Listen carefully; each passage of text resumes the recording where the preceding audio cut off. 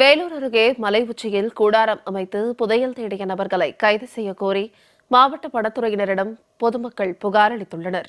பழமை வாய்ந்த சிவன் கோவிலில் புதையல் இருப்பதாக நம்பி கூடாரம் அமைத்த நபர்களை அப்பகுதி இளைஞர்கள் விரட்டி கிடைத்த சம்பவம் குறித்து விவரிக்கிறது இந்த செய்தி தொகுப்பு.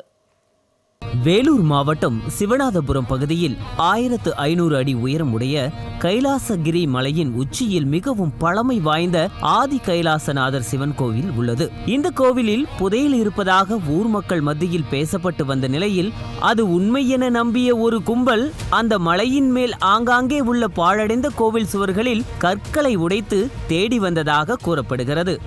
ஆடு மாடுகளை மேய்க்க சென்றவர்கள் மலை மேல் ஏதோ சத்தம் கேட்பதாக அச்சமடைந்து ஊர் மக்களிடம் வந்து சொன்னதாக தெரிகிறது.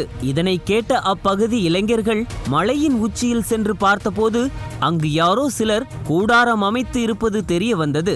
கூடாரத்தில் மர்ம நபர்கள் உணவு சமைத்து சாப்பிட்டு அங்கேயே தங்கி மலையில் உள்ள பல்வேறு பகுதிகளில் மண்வெட்டி, கடப்பாறை, கத்தி, உளி போன்ற பொருட்களை கொண்டு அங்கிருந்த மலைக்கற்களை உடைத்து கொண்டிருப்பது தெரிய வந்தது. தகவலின் பேரில் அப்பகுதி இளைஞர்கள் நோட்டமிடுவதை அறிந்த மர்ம நபர்கள் அங்கிருந்து ஓட்டம் பிடிக்க ஆரம்பித்துள்ளனர். ஆனால் விடாது துரத்தி சென்ற இளைஞர்கள் அவர்கள் அனைவரையும் சுற்றி வளைத்தனர்.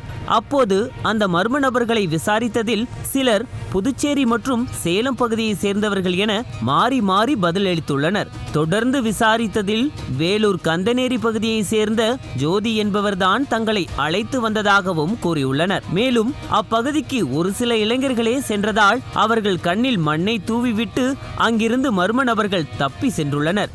பழமை வாய்ந்த சிவன் கோவில் ஆட்கள் நடமாட்டம் இல்லாத இடம் என்பதால் மாய மந்திரங்கள் ஏதேனும் செய்ய வந்தார்களா என அப்பகுதி மக்கள் அச்சமடைந்துள்ளனர். இதுகுறித்து சம்பந்தப்பட்ட நபர்கள் மீது நடவடிக்கை எடுக்க கோரி மாவட்ட வனத்துறை அலுவலர் குருசாமியிடம் அப்பகுதி மக்கள் புகார் அளித்துள்ளனர். புதையலை தேடி மலை மீது ஒரு கும்பல் கூடாரம் அமைத்து தங்கியிருந்த சம்பவம் வேலூரில் பெரும் பரபரப்பையும் அதிர்வலைகளையும் ஏற்படுத்தியுள்ளது.